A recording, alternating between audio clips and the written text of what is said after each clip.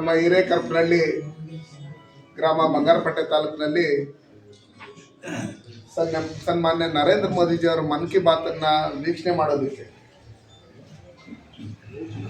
ನಮ್ಮ ರೈತ ಮೋರ್ಚಾದ ಅಧ್ಯಕ್ಷರಾದಂಥ ನಡಳ್ಳಿ ಸಾಹೇಬರು ನಮ್ಮ ಬಂಗಾರಪೇಟೆ ತಾಲೂಕು ಬಂದಿದ್ದಾರೆ. ನಮ್ಮ ಕೋಲಾರ ಜಿಲ್ಲೆ ಮತ್ತು ನಮ್ಮ ಬಂಗಾರಪೇಟೆ ತಾಲೂಕಿನ ಜನತೆ ಪರವಾಗಿ ನಾನು ಅವರಿಗೆ ಸ್ವಾಗತವನ್ನು ಬಯಸ್ತೇನೆ.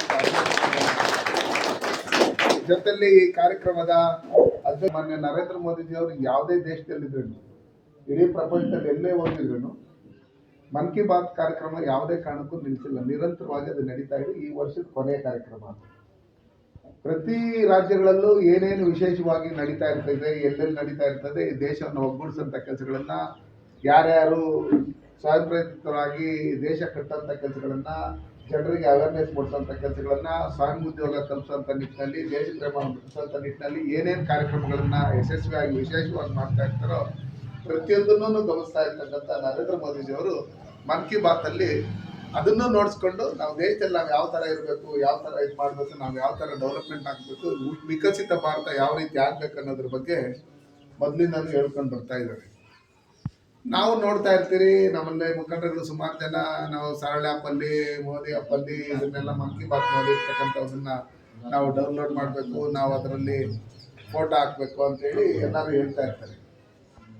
ನಮ್ಮಲ್ಲಿ ನಾವು ಬಂಗಾರಪೇಟೆ ತಾಲೂಕು ಎಕ್ಸಾಂಪಲ್ ತಗೊಂಡ್ರೆ, ಇಲ್ಲಾಂದ್ರೆ ಮಾಲೂರು ತಾಲೂಕು ಎಕ್ಸಾಂಪಲ್ ತಗೊಂಡ್ರೆ, ಇಲ್ಲ ಕೋಲಾರ ಜಿಲ್ಲೆಯಲ್ಲಿ ಇರ್ತಕ್ಕಂಥ ಯಾವುದೇ ತಾಲೂಕಲ್ಲಿ ತಗೊಂಡ್ರೆ ನಮ್ಮ ಭಾರತೀಯ ಜನತಾ ಪಾರ್ಟಿಯಲ್ಲಿ MLAಗಳಿಲ್ಲ. ನಾವು JDS ಅಲ್ಲಿ MLAಗಳು ಒಂದಷ್ಟು ಜನ ಇದ್ದಾರೆ, ಕಾಂಗ್ರೆಸ್ ಅಲ್ಲಿ ಒಂದಷ್ಟು ಜನ ಇದ್ದಾರೆ. ನಾವು ಮುಂದೆ ನಮ್ಮದೇ ಪಕ್ಷದ ಶಾಸಕರುಗಳಾಗಬೇಕಂದ್ರೆ ನಮ್ಮದೇ ಪಕ್ಷದ ಗ್ರಾಮ ಪಂಚಾಯತಿ ಸದಸ್ಯರುಗಳು, ತಾಲೂಕ್ ಪಂಚಾಯತಿ ಮತ್ತು ಜಿಲ್ಲಾ ಪಂಚಾಯತಿ ಸದಸ್ಯರುಗಳಾಗಬೇಕನ್ನೋ ಲೆಕ್ಕಾಚಾರದಲ್ಲಿ ಆದರೆ ಫಸ್ಟ್ ಜನಕ್ಕೆ ಸನ್ಮಾನ್ಯ ನರೇಂದ್ರ ಮೋದಿಜಿಯವರು ಏನು ಮಾಡ್ತಾ ಇದ್ದಾರೆ, ಏನೇನು ಯೋಜನೆಗಳನ್ನ ರೈತರು ಕೊಟ್ಟಿದ್ದಾರೆ, ಮಹಿಳೆಯರು ಕೊಟ್ಟಿದ್ದಾರೆ, ಯುವಕರು ಕೊಟ್ಟಿದ್ದಾರೆ, ನಮ್ಗೆಲ್ಲರಿಗೂ ಕೊಟ್ಟಿದ್ದಾರೆ, ಅಲ್ಪಸಂಖ್ಯಾತರಿಗೆ OBC ಅವ್ರಿಗೆ ಏನೇನು ಕೊಟ್ಟಿದ್ದಾರೆ ಅಂತೇಳಿ ಪ್ರತಿಯೊಂದು ವಿಷಯಗಳನ್ನ ತಿಳಿಸೋಂಥ ಕೆಲಸಗಳು ನಾವು ಮಾಡಬೇಕು.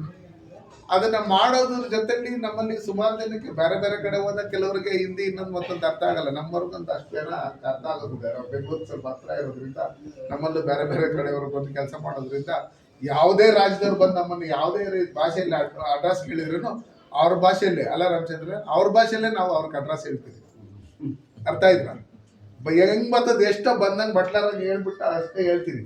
ಅದೇ ರೀತಿಯಲ್ಲಿ ನಿರಂತರವಾಗಿ ಇವತ್ತು ರೈತರಿಗೆ ಆಗ್ತಾ ಇರ್ತಕ್ಕಂಥ ಸಮಸ್ಯೆಗಳ ಬಗ್ಗೆ ಸನ್ಮಾನ್ಯ ವಿಜೇಂದ್ರ ಅಣ್ಣವರು ಮತ್ತೆ ಅಶೋಕ್ ಅಣ್ಣವ್ರ ನೇತೃತ್ವದಲ್ಲಿ ನಡಳ್ಳಿ ಸಾಹೇಬರು ಎಲ್ಲ ನಮ್ಮ ವಿಧಾನ ಪರಿಷತ್ನ ವಿರೋಧ ಪಕ್ಷ ನಾಯಕರಾದಂಥ ಚಲವಾದಿ ನಾರಾಯಣಸ್ವಾಮಿ ಎಲ್ಲ ನಮ್ಮ ರಾಜ್ಯದ ಮುಖಂಡಗಳ ನೇತೃತ್ವದಲ್ಲಿ ಹೋರಾಟವನ್ನ ಬೆಳಗಾವಿಯಲ್ಲೂ ಹಮ್ಮಿಕೊಂಡಿದ್ದನ್ನ ನಾವೆಲ್ಲ ನೋಡಿದ್ದೀವಿ.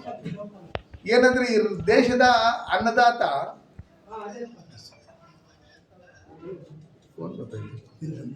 ಈ ದೇಶದ ಅನ್ನದಾತ ರೈತ, ಈ ದೇಶದ ಬೆನ್ನೆಲುಬು, ಅವ್ರಿಗೆ ಸರಿಯಾದಂಥ ರೀತಿಯಲ್ಲಿ ಈ ಸರ್ಕಾರದಲ್ಲಿ ಯಾವುದೇ ರೀತಿಯಾದಂಥ ಸವಲತ್ತುಗಳನ್ನು ಕೊಡ್ದಿರಾ, ಕಬ್ಬುಗೂ ಕನಿಷ್ಠ ಬೆಲೆ ಕೊಡ್ದಿರಾ, ಅಡಿಕೆಗೂ ಕನಿಷ್ಠ ಬೆಲೆ ಕೊಡ್ದಿರಾ, ನಮ್ಮಲ್ಲಿ ಟೊಮಾಟೋಗೂ ಬೆಂಬಲ ಬೆಲೆ ಕೊಡ್ದಿರಾ, ನಮ್ಮ ರೇಷ್ಮೆಗೂ ಬೆಂಬಲ ಬೆಲೆ ಕೊಡ್ದಿರಾ, ನಮ್ಮ ಹಾಲು ಉತ್ಪಾದಕರಿಗೂ ಸಹಾಯಧನ ಕೊಡ್ದಿರಾ, ಯಾವ ರೀತಿಯಲ್ಲಿ ಮೋಸ ಮಾಡ್ತಾ ಇರೋ ಇದನ್ನೆಲ್ಲ ನೋಡಿದಂಥ ಸಂದರ್ಭದಲ್ಲಿ ಈ ಮೀಡಿಯೇಟರ್ಗಳು, ದಲ್ಲಾಳಿಗಳ ಅವಳಿ ಜಾಸ್ತಿ ಆಗ್ಬಿಟ್ಟು ನಾವು ರೈತರು ಏನು ಬೆಳೆದಿರ್ತೀರಿ, ಬೆಳೆದಿರ್ತಕ್ಕಂಥವ್ರಿಗೆ 10 ರೂಪಾಯಿ ಕೊಟ್ಟರೆ ದಲ್ಲಾಳಿಗಳಿಗೆ 20 ರೂಪಾಯಿ ಹೋಗ್ತದೆ.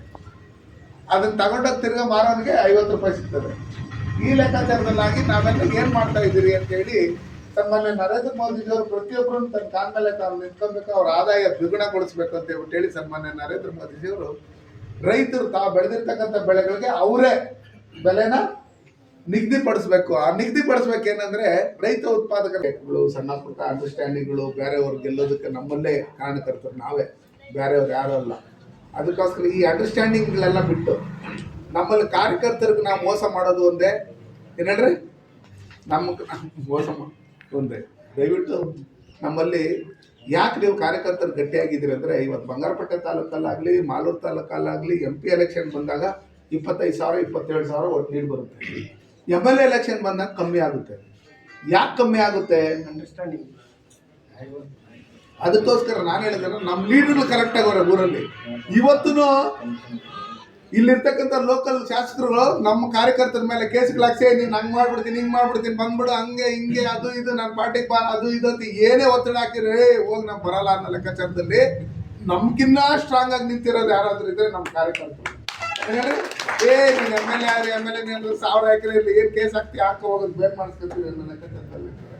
ಅದಕ್ಕೋಸ್ಕರ ನೀವೆಲ್ಲ ಗಟ್ಟಿಯಾಗಿರಿ, ನಾವೆಲ್ಲ ನಿಮ್ಮ ಜೊತೆನಲ್ಲಿ ಇದ್ದೀವಿ. ನಮ್ಮ ಭಾರತೀಯ ಜನತಾ ಪಾರ್ಟಿ ನಿಮ್ಮ ಜೊತೆಲಿರುತ್ತೆ.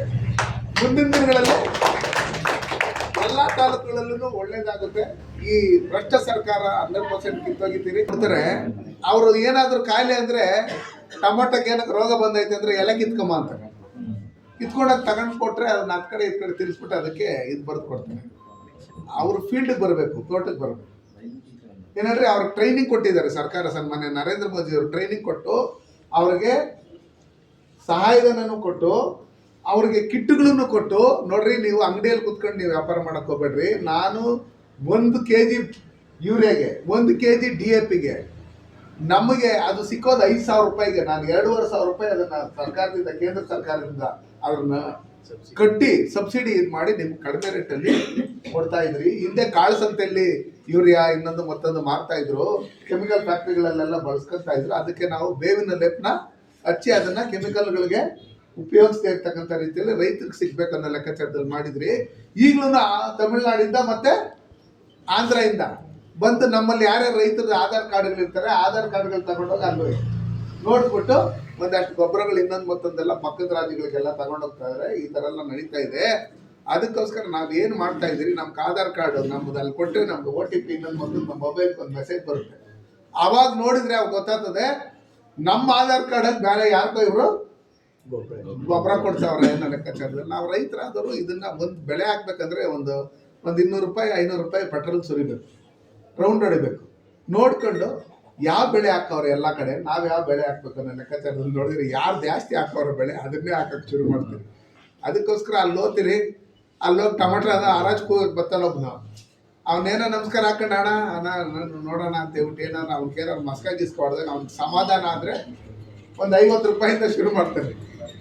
ಅವನಿಗೆ ಸಮಾಧಾನ ಆಗಿಲ್ಲ, ನೀನು ಸ್ವಲ್ಪ ಕರ್ಗಾಗಿ ಬೆಳ್ಳಗೆ ಇನ್ನೊಂದು ಮತ್ತೊಂದು ಇದ್ದೆ, ನಿನ್ನ ಅವ್ನಿಗೆ ಇಷ್ಟ ಆಗಿಲ್ಲ ಅನ್ನೋ ಲೆಕ್ಕಾಚಾರ ಸೋಡ್ ಮಗಳ ಹಾಕೊಂಡಿದ್ದೆ, ರಾತ್ರಿ ಎಲ್ಲ ನಿದ್ದೆ ಹೋಗಿಲ್ಲ, ಹೋಗಿ ಇದ್ಕೊಂಡು ಬೆಳಗ್ಗೆನೆ ಎತ್ಕೊಂಡಾಗ ಬೆಳೆ ಹಾಕೋಗಿದ್ದು ಮಕನ ತೊಳೆದಿಲ್ಲ ಅಂದ್ರೆ ಇವ್ನು ಯಾರು ಹೇಳೋರು ಕೇಳೋರು ಇಲ್ಲ ಅಂತ ಹೇಳ್ಬಿಟ್ಟು ಹೇಳಿ 20 ರೂಪಾಯಿಂದ ಶುರು ಮಾಡ್ತಾರೆ ಟೊಮೆಟೊ ಹರಾಜ್ ಕೂಗಕ್ಕೆ. ಹಂಗಾಗಿ ನಾವು ಬೆಳೆದಿರ್ತಕ್ಕಂಥದ್ದು ಅವ್ರು ಫಿಕ್ಸ್ ಮಾಡ್ತಾರೆ ರೇಟ್. ಅದನ್ನ ತಪ್ಪಿಸ್ಬೇಕಂದ್ರೆ ರೈತ ಉತ್ಪಾದಕರ ಸಂಘಗಳಂತ ನಾವು ಮಾಡ್ಕೊಂಡ್ರೆ ಕೇಂದ್ರ ಸರ್ಕಾರದಿಂದ ನರೇಂದ್ರ ಮೋದಿಜಿಯವರು ಬಿತ್ತನೆ ಬೀಜಗಳು, ಗೊಬ್ಬರ ಇಂದ ಹಿಡಿದು ಟ್ರ್ಯಾಕ್ಟರ್ ಇಂದ ಹಿಡಿದು JCB ಇಂದ ಹಿಡಿದು ನಮಗೆ ರೈತ ಉತ್ಪಾದಕರ ಸಂಘಕ್ಕೆ ಪೆಟ್ರೋಲ್ ಬಂಕನ್ನು ಕೊಡ್ತಾರೆ. ಬೇರೆ ಕಡೆ ಏನ್ ರೇಟ್ ನಾವು ತಗೊಂತೀರಿ ಪೆಟ್ರೋಲ್ ಡೀಸೆಲ್ ಅದಕ್ಕಿಂತ 2 ರೂಪಾಯಿ 3 ರೂಪಾಯಿ ಕಮ್ಮಿಗೂ ಸಿಗ್ತೈತೆ ನಮ್ಮಲ್ಲಿ. ಇದನ್ನೆಲ್ಲ ನಾವು ಯಾರನ್ನು ಬಳಸ್ಕೊಂತಾನೆ ಇಲ್ಲ.